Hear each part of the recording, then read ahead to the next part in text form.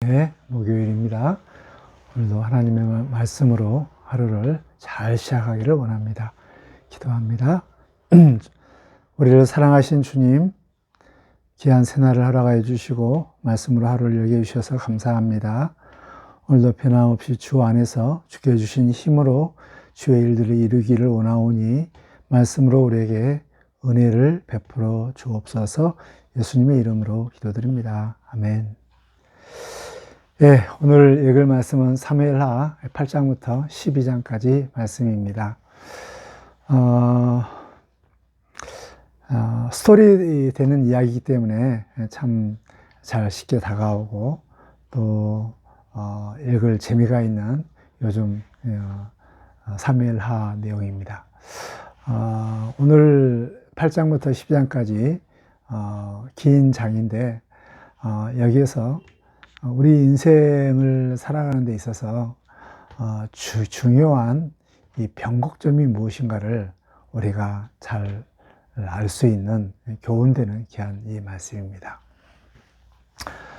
8장은 다윗이 어디로 가든지 하나님께서 이기게 하셔서 동서남북 그 통일 이스라엘 주위에 북, 동, 남, 서 이쪽에 있는 모든 이웃 나라들을 정복하고 다 다스리고 조공을 받을 수 있는 이러한 막강한 국력을 가졌고 또 전쟁을 하면 어디든지 이기게 하는 이런 놀라운 일이 있었습니다.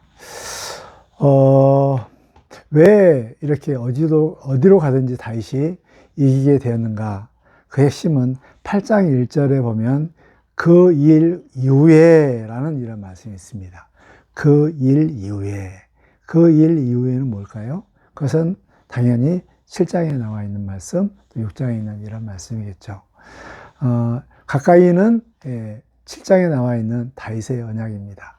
다윗이 하나님의 성전을 지우기 위해서 귀한 마음을 들였고 이에 대해서 하나님께서는 다윗에게 엄청난 큰 약속을 했죠. 네 이름이 창대케 되고 너의 집안이 견고하게 되어지며 너희가 다스린 나라는 영원하리라 라는 또 너희 후손이 성전을 지으리라 이런 귀한 축복을 이렇게 주셨죠. 이 약속대로 하나님께서는 다윗에게 정말 어디로 가든지 승리하게 하는 이런 길을 열어주셨는데 이런 모든 것들이 다윗이 정말 하나님 앞에서 살았고 또 하나님의 말씀을 중요하게 여겼고 또 하나님의 나라를 하나님께서 주신 그 임무들을 그대로 자리를 지키면서 수행을 했기 때문에 또 보면은 어디 전쟁 나갈 때 보면 항상 자기 마음대로 하는 것이 아니라 하나님께 묻고 하나님께서 오케이 하면 출발하고 그러잖아요. 그래서 하나님과 함께 살았고 하나님 안에 살았고 하나님을 의지하며 살았고 하나님 앞에서 살았던 이 다윗의 삶. 그래서 그 일 이후에 이러한 하나님의 약속과 하나님의 도우심으로 인해서 이제 다윗은 어디로 가든지 승리하게 되는 이런 놀라운 결과가 8장에 이렇게 나와 있습니다. 참 그래서 다윗이 물론 이제 굉장히 모든 일을 잘했지만 그 인생의 이런 변곡점 어디로 가든지 더 상승곡성 늘 승리할 수 있도록 할 수 있는 이런 비결들은 항상 믿음의 자리입니다. 그리고 하나님을 의지하는 자리고 또 하나님께 정해준 자리를 지키는 것이고 하나님을 정말 마음을 다해서 사랑하는 이런 마음의 자세. 그래서 6장, 7장은 정말 다윗에게 뭐랄까 그 상승곡성을 가져올 수 있는 아주 중요한 이 변곡점이 되는 것입니다. 참 그래서 우리가 우리 살고 있는 모든 이 삶의 현장들은 결국 근본 되신 하나님과 그 관계, 내가 어떤 관계를 맺고 사는가, 내가 하나님을 얼마만큼 가까이 하는가, 또 하나님을 말씀 가운데 얼마나 순종하는가, 이 관계에 따라서 우리 드러나는 모든 일상의 삶들이 거기 정말 어떨 때는 꽃이 피고 또 시냇가에 심은 나무처럼 늘 푸른 나무, 늘 열매를 맺은 나무인가 반면에 하나님과 관계가 악화되고 떨어지면 그의 보이는 우리 실상들은 너무나도 초라하고 또 메마르고 또 열매가 없는 이런 삶이죠. 그래서 다윗의 이런 변곡점 6장, 7장 참 이것을 기억하면서 우리가 어디로 가든지 승리하게 할 수 있는 그 비결들은 항상 정말 하나님 앞에 믿음의 삶, 하나님 안에서 살고 하나님을 위해서 살고 하나님의 주신 힘으로 사는 또 하나님의 말씀으로 사는 이런 삶을 살 때 그 인생이 늘 상승곡성 어디로 가든지 이기게 되는 놀라운 역사가 있다는 사실들을 기억했으면 좋겠습니다. 그리고 이제 9장, 10장의 말씀들을 이렇게 보면 9장, 10장 모두 다 하나님의 헤세드, 하나님의 자비의 이런 관점에서 봤으면 좋겠는데요. 9장은 다윗이 하나님의 헤세드로 사울 왕가를 이렇게 자비를 베풉니다. 사울 왕가에 혹시 자녀가 남아있는가를 먼저 물었을 때 사울의 이런 그 집안의 종한테 물어봤더니 요나단의 아들 무비보셋이 있다는 것을 알게 됩니다. 그래서 이 무비보셋을 데리고 와서 그에게 자비를 베풀죠. 그래서 사울이 가졌던 모든 땅들을 그에게 다 주고 그 다음에 왕자처럼 왕자 대접을 받고 왕이 먹는 그 밥상을 함께 먹는 이런 자비를 베풀어주는 이런 아름다운 이런 모습을 봅니다. 이게 참 지혜죠. 이런 지혜를 통하여서 베냐민 지파, 즉 북이스라엘 지파라든가 또 이런 북이스라엘의 사울 왕가의 모든 사람으로부터 참 다윗에 대한 마음들을 다 감동받고 또 한 나라가 되어지고 다윗을 위해서 살 수 있는 이런 모습이 되어질 수 있었고 또 한편으로는 혹시 나쁜 자들이 무비보셋을 등에 업고 역모를 또 반역을 일으킬 수 있는 이런 것도 있었지만 이것을 사전에 예방할 수 있는 이런 지혜로운 다윗의 모습을 볼 수 있습니다. 참 그래서 최고의 지혜는 헤세드, 자비에 기초한 생각과 말과 행동이 항상 좋은 이 지혜라는 것이고 최고의 악수는 바로 헤세드에서 반하는 이런 삶들이 바로 이게 최고의 약수가 이게 이제 10장에서 나오는데요. 10장은 이제 암몬 족속을 이제 정벌하는 이런 건데 이제 그 전에 다윗이 이 나하스하고 굉장히 나하스의 아버지 왕하고 굉장히 친밀한 이런 관계가 있었는데 죽었거든요. 그래서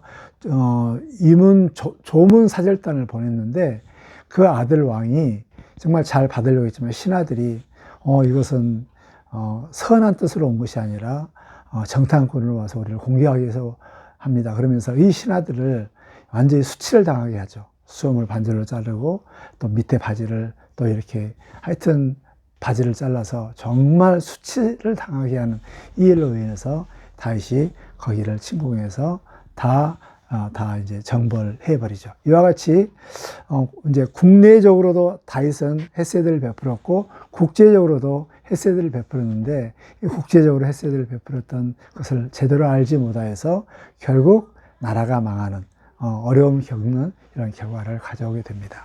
참, 그래서 우리 최고의 지혜는 헤세드라는 사실들을 기억하면서 항상 정말 자비를 베푸는 마음, 또 자비를 알고 자비를 베푸는 이런 삶으로 사시기를 주의 이름으로 축복합니다. 그리고 이제 11장, 12장은 또 인생의 중요한 이 변곡점이 나오는데 그것은 다윗이 하강으로 내려오는 이러한 이 변곡점입니다. 그 하강 국면의 변곡점의 요인의 핵심은 바로 죄입니다. 잘 알고 있는 밧세바의 이런 얘기인데요. 여기에 그 죄의 출발점이 바로 무엇인가? 그것은 자리 이탈입니다. 연초가 되어서 이제 왕이 이제 전쟁터로 나가는 이때 자기는 전쟁터에 나가지 않고 왕이 나가야 되는데 나가지 않고 요압 장군만 보내서 이제 정벌을 이제 하러 가죠. 그리고 이제 집에서 늦게까지 낮잠을 자고 저녁쯤 돼서 일어나서 옥상을 거닐다 보니까 저쪽에서 목욕하는 여인을 보고 그 신하를 불러서 데려와서 범하는 이런 결과를 가져오게 되는데, 이게 정말 자리를 이탈하면 이게 안일하게 되고 나태하게 되고, 그래서 육이 삽니다. 육이 살면 정욕이 살죠. 정욕이 살았을 때 반드시 정욕대로 죄를 범하게 됩니다. 그래서 결국 밧세바를 범하게 됐고, 또 임신했다는 소식을 듣고 이 죄를 가리기 위해서 또 죄를 범하는 이런 끔찍한 가증한 일들을 하게 되죠. 그렇게 선한 하나님 앞에 살았던 다윗도 자리를 지키지 않고 또 이게 나태에 빠지게 되고, 육이 살면 정말 이렇게 범죄할 수밖에 없고, 범죄했을 때 그 죄를 덮기 위해서 또 죄를 또 저지르는, 그래서 유혹과 또 이렇게 결국 거짓말과 살인까지 이렇게 저지르는 이런 결과를 가져오게 되는 것입니다. 참 11절은 다윗의 삶 가운데 하강훈미로 잘 나가던 다윗의 상승 곡선에서 이제 하강훈미로 내려오는 변곡점이라는 것입니다. 이렇게 죄가 무서워요. 정말. 그래서 우리는 죄를 지으면 우리의 인생은 내리막이다 라는 사실들을 기억하면서, 그 죄를 지었을 때 우리는 죄를 해결할 수 있는 보혈이 있잖아요. 정말 회개하는 것이 너무너무 중요합니다.